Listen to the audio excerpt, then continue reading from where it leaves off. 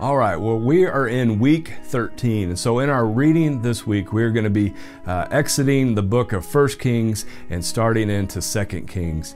Now, as you're reading, you're going to notice there's a lot of kind of kings and different names going on. It's back and forth. It gets a little confusing. So let me kind of lay out what is taking place. And then in our next video, we're going to get a little more detail about the timeline of some of these events. So what we see is that under King Saul and David and Solomon is that the kingdom is united. And really with David and Solomon, it is what is called the kind of golden age of Israel. The kingdom's expanding, some of the wars are calming down. So just again, a golden time for the people of Israel. But even though Solomon was a wise king, the kingdom's expanding, the people were very prosperous, some cracks begin to show. For some of his people, he was very harsh on them, and he laid all these kind of this labor on them because he wanted to expand the kingdom. He had different building projects. And so when his son Rehoboam takes the throne, he is approached by some of the people, and they say basically, hey, take some of these harsh conditions away from us. But he doesn't listen. He acts very foolish.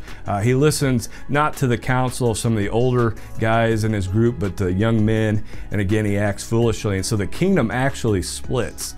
And it divides between the northern kingdom and the southern kingdom. And so what we see here is that 10 tribes go with the northern kingdom, what is called the 10 tribes of Israel. And then the southern kingdom, this is called the 2 tribes of Judah.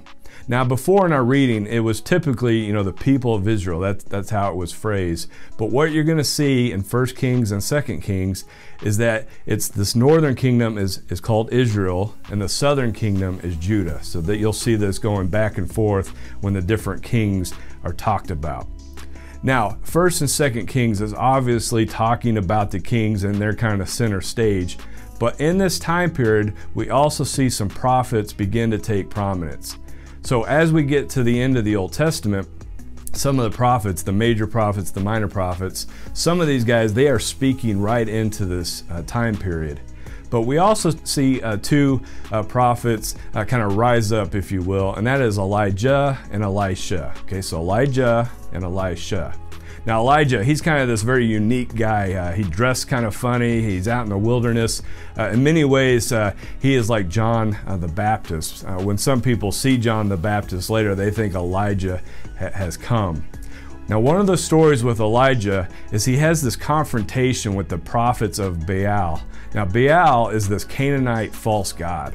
And this god was the god of fertility and rain. And in this story, you're going to see that there's a famine in the land. There's been no rain. And as the story plays out, Elijah, he builds this altar, he pours all this water, and the Lord actually burns up this sacrifice, this offering, and then rain comes. And you read it, and it's a very, cool story and a lot going on. But again, going back to this god Baal being the god of fertility and rain, it just gives a little more context of what is taking place. And so with this story, Yahweh, the Lord, he's really taking this direct assault against this false god. So hopefully that provides a little more context for you as you read that story. Now, the other prophet is Elisha. And so what we see in 2 Kings chapter 2 is that Elijah, his ministry is done, and the Lord takes him away into heaven. The chariots, this fiery chariots of fire, kind of this famous story. And he's taken right up into heaven and he doesn't die. Now, kind of a quick pop quiz here. Who is the other guy in the Bible that didn't die and went straight to heaven? You might want to pause the video for a second as you think about that. Well, if you go back to Genesis 5, the man, his name is Enoch. Okay, so Enoch and Elijah, they are taken straight up into heaven. So that's a pretty neat deal. Now, again, what happens here is Elijah, he goes up into heaven and Elisha takes over. And Elisha, he is heading to this town named Bethel. Now, to put a little context here, Jerusalem was to be the center of worship where the sacrifices took place. But when the kingdoms divide and this northern kingdom of Israel go to Jeroboam, he sets up 2 places of worship. Bethel on the kind of the southern part of the northern kingdom, and then Dan on the top part, because he didn't want people going to Judah to worship. He was afraid that they may go to those tribes. So Elisha, he goes to Bethel. This is not a good place. It's where a lot of false worship happens. And as he's journeying, these boys begin to make fun of him. And they say, "Go up, bald head." Or I like how the New Living Translation puts it. They say, "Go away, baldy." And this makes him really mad. So mad, in fact, that he uses his prophetic powers, if you will, and he sends 2 bears to attack these boys. And they kill the boys. Now, for some of us, where our hair is receding, it's disappearing slowly, it's a very sad ordeal. Maybe some of you have actually lost all of your hair.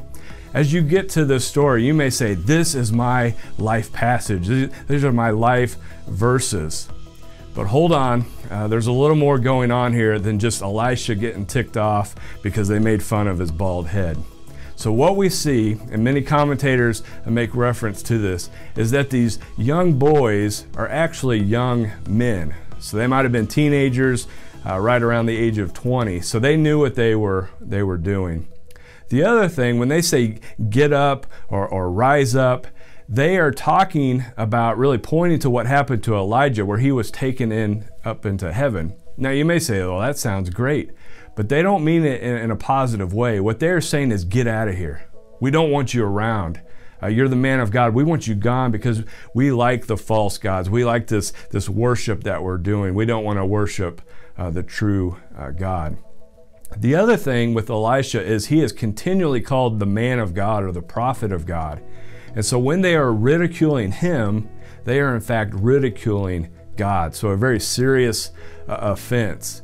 And so what happens with this judgment on these boys or these young men, it's really a warning to anybody else in the kingdoms of Israel or Judah that if you mess with Elisha, God's prophet, that there will be consequences.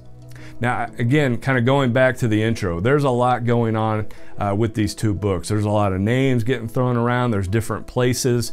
And I would really encourage you, if you haven't done so already, to watch the Bible Project video. So 1st and 2nd Kings is actually combined into one video, and they do a great job of explaining this book, of summarizing it, and I think you'll really benefit from it.